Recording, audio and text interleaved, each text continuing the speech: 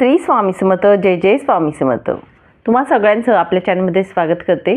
तर बघा, आजचा विषय खूप महत्त्वाचा असा होणार आहे आणि बऱ्याच लोकांच्या घरांमध्ये भांडणं होत असतात, क्लेश कलह होत असतो. तसेच आपल्या घरामध्ये नवरा बायकोचं भांडण होत असतं, जमत नाही, किंवा आपल्या घरात जर 4 लोक राहिले तर चार लोकांची तोंड 4 दिशांना असतात असं बघायला मिळत असतं. म्हणजेच काय, आपल्या घरामध्ये वादविवाद होत असतात, वाईट शक्ती ज्या असतात ते असतात. बरेच लोक बोलतात की आम्ही पूजासुद्धा केलेली आहे, माझ्या घरामध्ये येण्यापूर्वी आम्ही पूजा पाठ किंवा वास्तुशांती या गोष्टी केलेल्या आहेत, तरीसुद्धा अशा गोष्टी का घडत असतात, असे बरेचसे प्रश्न आपल्याला पडत असतात. आणि त्यामुळे साधे आणि सोपे जे उपाय आहेत, जे आपण घरच्या घरी करू शकतो, असे तांत्रिक असे उपाय जे असतात ते म्हणजेच पिवळ्या मोहरीचे, ते आपण घरच्या घरी आपण करू शकतो.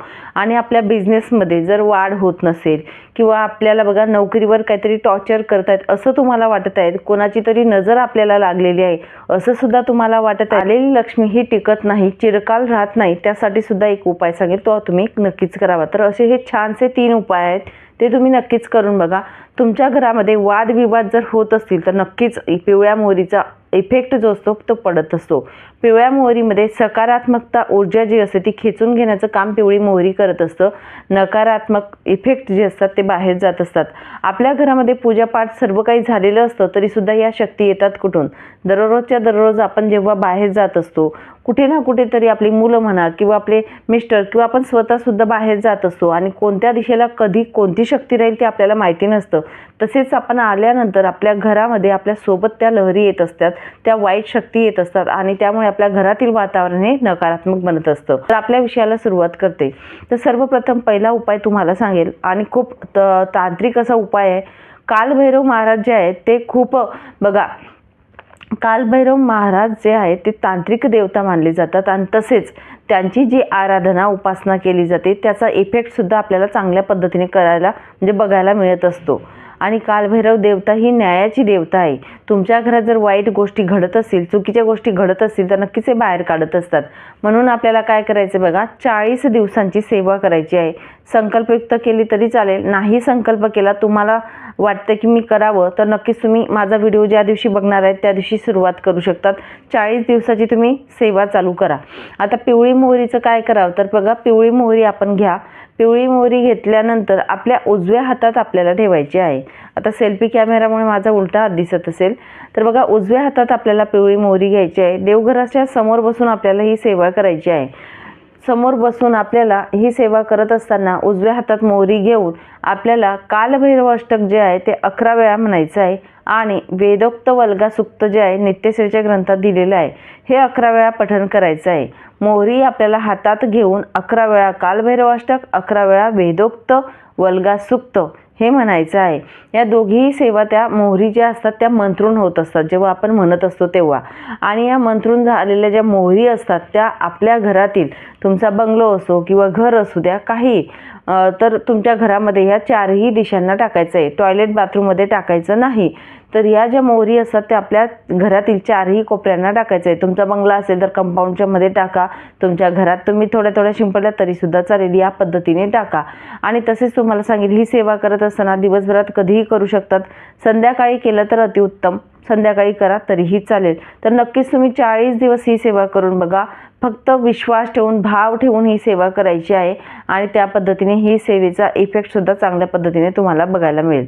दुसरी सेवा म्हणजेच कोणती बघा, तुम्हाला जर वाटत आहे की ऑफिसमध्ये माझं मन लागत नाही, की जॉबवर आहे, जॉब चांगला आहे, पगार छान आहे, सगळं काही छान आहे, पण तिथे माझं कोणी ऐकत नाही किंवा मला कोणी इग्नोर करत असतं किंवा मला टॉर्चर करत असतं, मला जॉबवर जाऊ वाटत नाही, अशा गोष्टी तुम्हाला जेव्हा घडत असतात तर तुम्हाला सांगेल, तुम्ही शनिवारच्या दिवशी बघा, दर शनिवारी केलं तरीही चालेल. किती दिवस करायचं तर जोपर्यंत तुम्हाला स्वतःला फरक जाणवत नाही तोपर्यंत दर शनिवारी तुम्ही ही गोष्ट करायची आहे.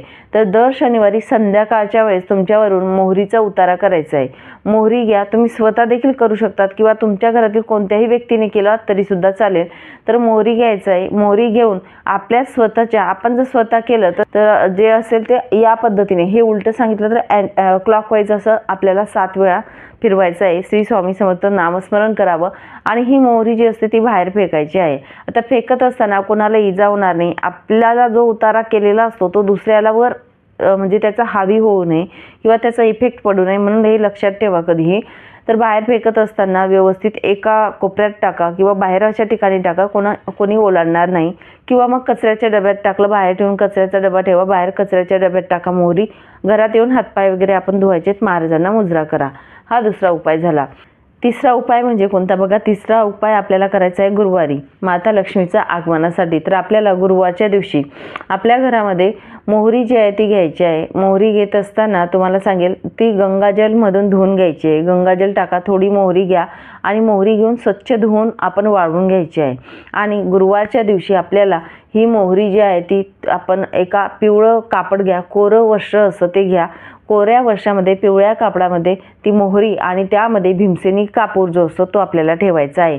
आणि ही जी पोटली तयार करणार आहोत, ही पोटली आपल्या दरवाजा जो असतो तो मुख्य दरवाजा जो असतो तो मुख्य दरवाजाच्या मध्यभागी आतल्या बाजूने आपल्याला टांगायची आहे. ही पोटली टांगल्यानंतर आपल्या घरात येणाऱ्या ज्या लहरी असतात त्या नकारात्मकता जी असते किंवा नकारात्मक जी लहरी असते त्या तिथेच थांबतात. कोणाची वाईट नजर असते ती तिथे थांबते. अलक्ष्मी येणारी ती म्हणजे तिथे खुंटत असते आणि माता लक्ष्मीचं आगमन आपल्या घरामध्ये होत असतं. तर नक्कीच एकदम छोटासा असा उपाय आहे हा, तुम्ही गुरुवारच्या दिवशी करू शकतात. आणि बघा तुम्हाला वाटत असेल की मोहरी खराब झाली असेल किंवा कापूर आपल्याला चेंज करून घ्यायचं, तर तुम्ही अमावस्येला किंवा मग पौर्णिमेला करू शकतात, काही हरकत नाही. अशा पद्धतीने करा तरीसुद्धा चालेल. किंवा कुठलाही गुरुवार घ्या, गुरुवारच्या दिवशी तुम्ही चेंज करू शकतात. ही मोहरी आणि कापूर जो असतो बघा 1 महिन्यात 2 महिन्यात चेंज करू शकतात, काही हरकत नाही. आता तुम्हाला जो उपाय सांगितला की आपला उतारा उतरवायचा आहे, तर तो उतारा दर शनिवारी तुम्ही उतरवू शकतात. अमावस्येच्या दिवशी सुद्धा तुम्ही उतरवू शकतात. आता ओरिजिनल मोहरी कुठे मिळेल, तर बघा ओरिजिनल मोहरी जी असते आपल्या दिंडोरी प्रणित केंद्रांमधून तुम्ही आणली तर चालेल. बाकी मला माहिती नाही दुकानांमध्ये मिळते की नाही ओरिजिनल, पण आपल्या केंद्रांमध्ये मिळत असते तर काही हरकत नाही. 7 रुपयाला 1 पॅकेट मिळत असतं, 8 रुपयाला 1 पॅकेट मिळत असतं, अगदी कमी भावात असतं, तिथून तुम्ही घेऊ शकतात. भीमसेनी कापूर देखील ओरिजिनल आणि मोहरी देखील ओरिजिनल पाहिजे. तर हे छोटे छोटे उपाय जे असतात ते तांत्रिक असे उपाय आहेत, मोहरीचे आहेत. पिवळी मोहरीचा खूप चांगल्या पद्धतीने आपल्याला रिझल्ट बघायला मिळत असतो. आपण अमावस्येच्या दिवशी सुद्धा मोहरी मंत्रून ठेवत असतो, त्याचा बऱ्याच महिलांना हा अनुभव सुद्धा येत असतो, फरक जाणवत असतो. म्हणून या गोष्टी करा. तुमच्या घरात जर वादविवाद होत असतील तर नक्की 40 दिवसाची सेवा तुम्ही करून बघा आणि स्वतः फरक जाणून बघा. नक्कीच 100% या सेवांचा रिझल्ट येत असतो. चला मग सांगितलेली सेवा ही महाराजांच्या चरणी अर्पण करते आणि इथेच विराम घेते. नंतर अजून भेटेल अशाच व्हिडिओसोबत. श्री स्वामी समर्थ. अवधूत चिंतन. श्री गुरुदेव दत्त.